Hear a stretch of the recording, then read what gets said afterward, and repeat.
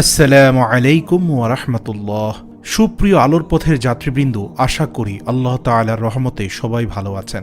আজকে আমরা আলোচনা করব লা হাওলা ওয়ালা কুওয়াতা ইল্লা বিল্লাহ। এই দোয়াটি পাঠ করলে কি হয়, এই বিষয়টি হাদিস শরীফে রয়েছে। এই শব্দটি পাঠ করলে শয়তান দূরে সরে যায়। শয়তান তাড়ানোর অন্যতম একটি হাতিয়ার হচ্ছে এই আয়াতটি, লা হাওলা ওয়ালা কুওয়াতা ইল্লা বিল্লাহ।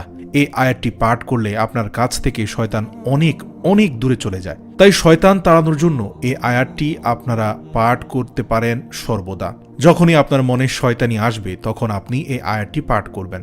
প্রিয় দর্শক, এই শব্দটিকে জান্নাতের ধনাকারও বলা হয়েছে, অর্থাৎ সমস্ত ধন সম্পদের গচ্ছিত অংশ হচ্ছে এই আয়াতটি। সুবহানাল্লাহ।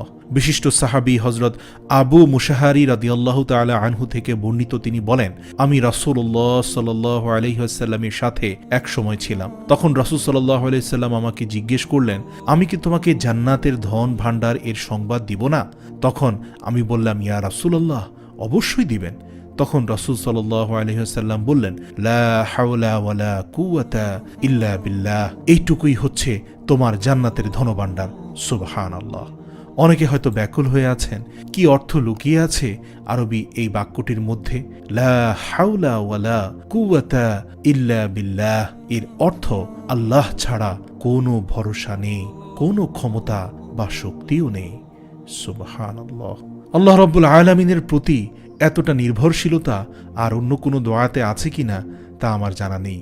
গভীরভাবে মাওলার কাছে সব কিছু সমর্পণ করে দিয়ে নিজেকে যেন হালকা করে ফেলার একটি দোয়া। প্রিয় দর্শক, অন্য একটি হাদিস শরীফে রয়েছে, রাসূল সাল্লাল্লাহু আলাইহি ওয়াসাল্লাম বলেছেন, কোনো ফেরেশতা যখন জমিনে আসে তখন এই আয়াতটি পাঠ না করে আকাশে যায় না, কারণ শয়তান যেন ফেরেশতাদের পিছু না নিতে পারে। তিরমিজি হাদিস নম্বর 3885। কায়েস ইবনে সাদ রাদিয়াল্লাহু তাআলা আনহু থেকে বর্ণিত, রাসূলুল্লাহ সাল্লাল্লাহু আলাইহি ওয়াসাল্লাম ইরশাদ করেছেন, জান্নাতের দরজাগুলোর বিষয়ে তোমাদের জানাবো না? তখন আমরা বললাম, অবশ্যই ইয়া রাসূলুল্লাহ, আপনি আমাদের জানাবেন। তখন রাসূল সাল্লাল্লাহু আলাইহি ওয়াসাল্লাম বললেন, লা হাওলা ওয়ালা কুওয়াতা ইল্লা বিল্লাহ। এগুলো হচ্ছে জান্নাতের এক একটি দরজা। সুতরাং আপনি যদি একবার লা হাওলা ওয়ালা কুওয়াতা ইল্লা বিল্লাহ পাঠ করেন, তাহলে শয়তান আপনার কাছে আসা থেকে বিরত থাকবে, শত্রুরা আপনার ক্ষতি করতে পারবে না এবং জান্নাতের দরজা আপনার জন্য উন্মুক্ত হয়ে যাবে। সুবহানাল্লাহ। আল্লাহ রাব্বুল আলামিন আমাদের অত্যন্ত গুরুত্বপূর্ণ অধিক নেকির ভাগীদার হওয়া যায় এমন একটি নেয়ামত, এই আমলটি বেশি বেশি করার তৌফিক দান করুক।